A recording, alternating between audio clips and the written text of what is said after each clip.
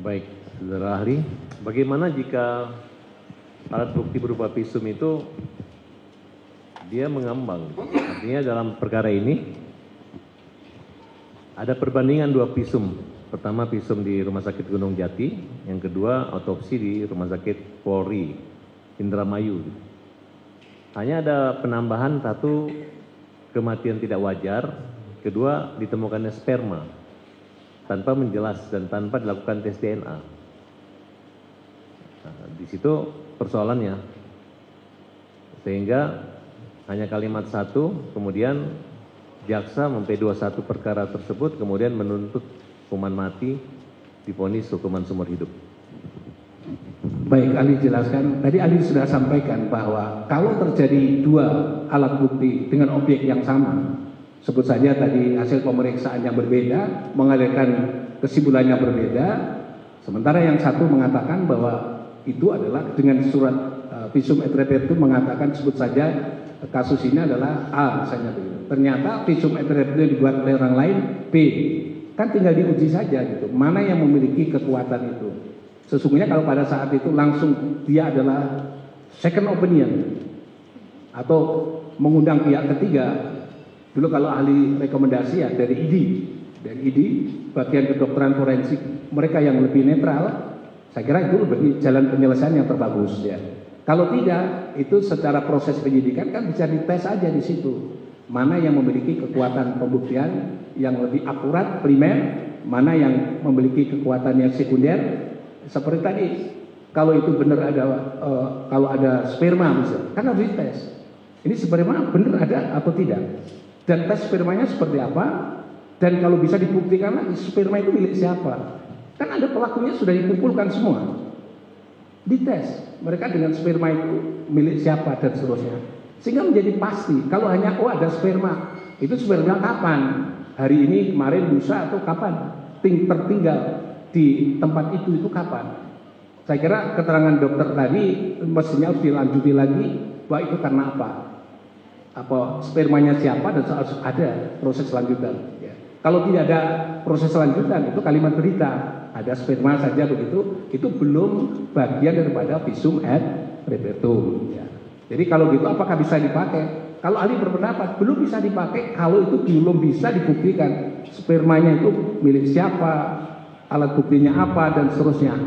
Kalau itu belum sampai di situ, ahli berpendapat bahwa ya sperma itu belum bisa menjadikan alat bukti.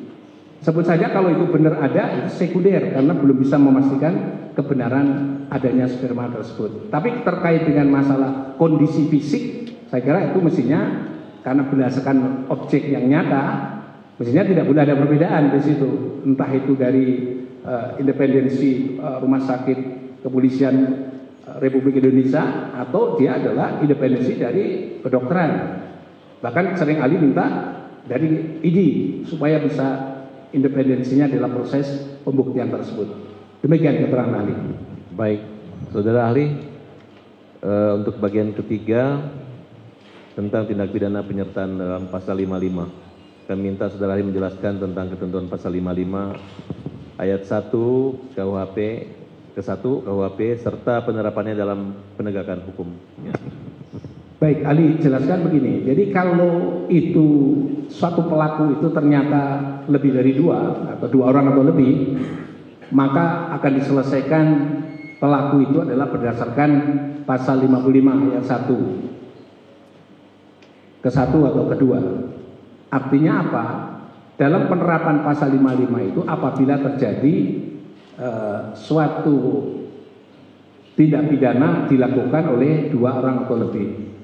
Kapan dua orang atau lebih itu digabung menjadi satu sebagai orang yang melakukan tindak pidana penyertaan, maka ahli konklusikan saja secara singkat harus bisa dibuktikan bahwa dalam penyertaan itu dua orang atau lebih masing-masing mempunyai niat berbuat jahat.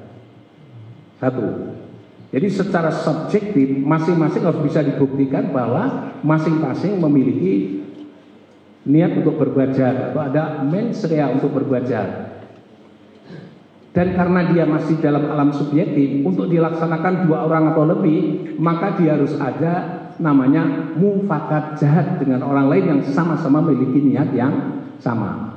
Jadi secara subjektif harus dibuktikan mengenai dua hal, masing-masing memiliki niat berbuat jahat dan niat berbuat jahat itu disepakati untuk dilakukan secara bersama-sama. Yang kedua, secara objektif. Secara objektif itu harus ada hubungan antara kelakuan pelaku satu dengan kelakuan pelaku yang lain sedemikian rupa sehingga semua kelakuan dipakai dalam rangka untuk memenuhi unsur-unsur tindak pidana yang disepakati dan yang dituju. Artinya apa yang disepakati yang dituju? Kalau itu sudah disepakati yang dituju tindak pidana A, berarti dia kelakuannya mengarah kepada pidana A. Jadi dengan pidana A tadi, kalau itu tidak akan pernah terjadi pidana A, ya, kalau sudah kelakuan satu kelakuan yang lain dihimpun jadi satu, terjadilah tidak pidana A.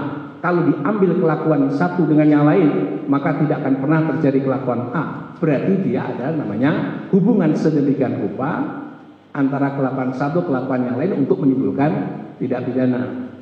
Tapi kalau itu dia adalah berbuat yang spontan, dia melakukan spontan, misalnya ada satu kasus yang itu spontan, tak ada hubungan satu dengan kelakuan yang lain secara subjektif, objektif tidak ada, nah, itu kelakuan yang bersifat spontan. Maka dibedakan di situ, bersama-sama melakukan kejahatan, pasalnya berbeda dengan pembunuhan berencana yang dilakukan di dua orang atau lebih, berbeda. Maka kata-kata spontanitas lahirlah di situ, namanya adalah spontanitas dalam melakukan kejahatan. Karena apa? Karena dia tidak ada niat jahat dan seterusnya, itu spontan aja dia melakukan itu. Misalnya pengeroyokan secara bersama, ya. Atau yang sering dikenal adalah melakukan provokasi sehingga orang berbuat kejahatan, spontanitas. Ya. Menurut ahli demikian. Sehingga spontanitas itu tidak bisa dijalin menjadi pasal penyertaan. Ya. Dia memang harus spontanitas. Ya. Demikian keterangan ahli yang terkait dengan masalah hubungan kelakuan satu dengan kelakuan yang lain. Tambahan sedikit, saudara ahli, menyangkut pembuktian perkara pembunuhan dan kecelakaan lalu lintas yang berakibat matinya, itu tolong jelas perbedaannya. Baik, ahli sampaikan tadi, sesungguhnya pembuktian matinya orang sama. Tadi ahli sudah sampaikan, pembuktian matinya orang itu sama. Sama maksudnya adalah dokter forensik akan membuat melakukan istilahnya bedah mayat dalam rangka untuk bisa memastikan sebab-sebab kematian itu karena apa. Jadi yang menentukan sesungguhnya kecelakaan atau pembunuhan itu dari pertama itu adalah kedokteran forensik. Karena apa? Karena kalau bekas-bekas akibat tindakan yang sengaja kepada pelaku atau korban itu, kalau itu pakai metode yang dipakai untuk menentukan dia adalah pembunuhan, maka akibat-akibatnya juga itu mesti bekas-bekas tindakan pembunuhan, proses-proses pembunuhan. Ya. Kalau itu ternyata adalah bekas-bekasnya itu bukan ada tindakan manusia secara sengaja seperti itu dan seterusnya dan menimbulkan akibat mati, maka bisa dilihat dalam satu konteks itu bahwa oh itu adalah tindakan yang bukan karena pembunuhan, mungkin juga karena kecelakaan lalu lintas dan seterusnya. Tadi ahli contoh tadi menurut ahli selalu saya kutip untuk memastikan pentingnya namanya kedokteran forensik dalam hubungannya dengan masalah kematian itu ada di situ. Jadi itu kalau dokter sudah mengatakan itu pembunuhan berencana atau pembunuhan, karena apa? Tenggelam, menghirup air, mati. Berbeda dengan mati dibuang di air. Itu kalau orang awam, oh dia mati mengambang. Karena apa? Karena dibuang ke kali. Belum tentu, karena yang ngerti itu adalah kedokteran forensik. Ya tadi juga sama itu. Ini kecelakaan atau pembunuhan, kedokteran forensik yang menentukan. Ya. Jadi sebabnya apa dan seterusnya, karena dalam ilmu kedokteran forensik, saya berguru sama almarhum Pak Muin Idris itu beda, semuanya berbeda.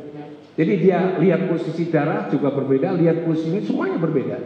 Dan dapat disimpulkan oleh ahlinya itu, oh kalau ini adalah pembunuhan, oh ini bukan pembunuhan, oh ini karena kecelakaan dan seterusnya. Jadi menurut ahli demikian, sehingga dengan demikian penyidik akan mengarahkan dari arahan ahlinya itu untuk melacak Kalau itu kecelakaan, bagaimana kecelakaannya? Kalau pembunuhan, siapa pelakunya dan seterusnya, itu adalah penyidik. Demikian keterangan ahli.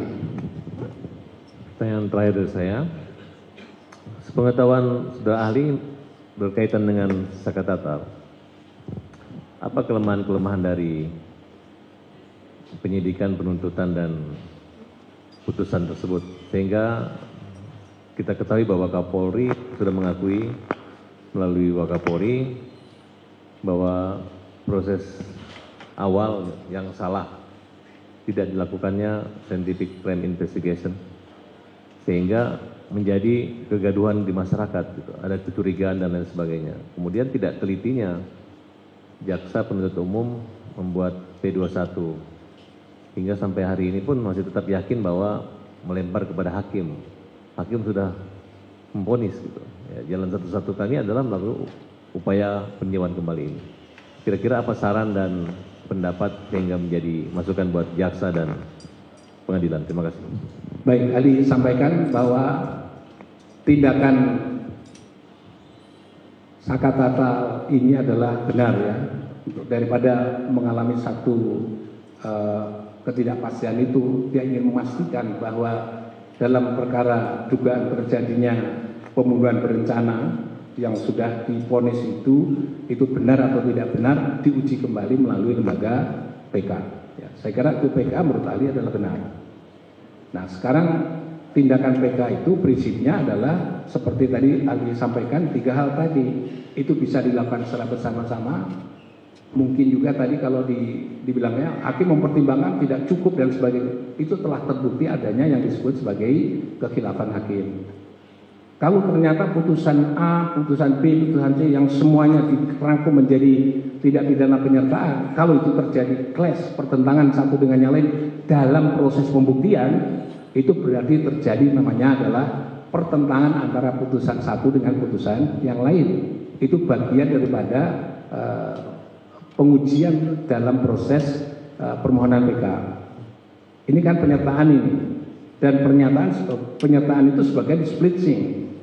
Berarti kalau splitting A, B, C, D di splitting, yang lain tidak di splitting, splittingnya ini putusannya bertentangan atau berbeda dalam proses pembuktian, dalam proses yang lain. Kalau menurut ahli itu adalah bagian yang bisa diuji melalui proses PK.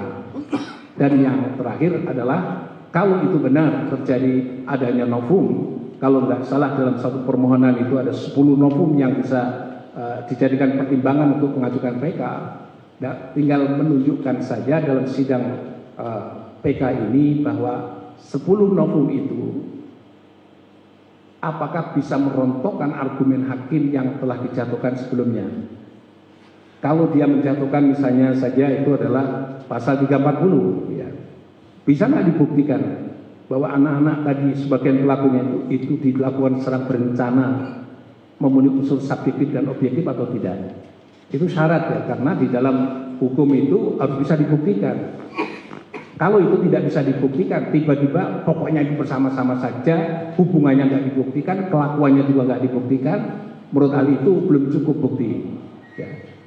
Karena ada putusan Mahkamah Agung yang mengatakan bahwa dakwaan pasal 55 itu harus dibuktikan satu persatu bahwa seseorang terdakwa itu melakukan sebagai apa, material dader, menyuruh lakukan, turut serta melakukan, atau dia penganjuran. Kalau itu tidak dibuktikan, tiba-tiba ditulis bersama-sama melakukan pembunuhan, bersama-samanya seperti apa? Ini yang pasal yang mana yang bersama-sama? Itu namanya adalah dakwaan yang kabur. Kalau hakimnya juga menyatakan bahwa itu bersama-sama mengamini, jaksa bersama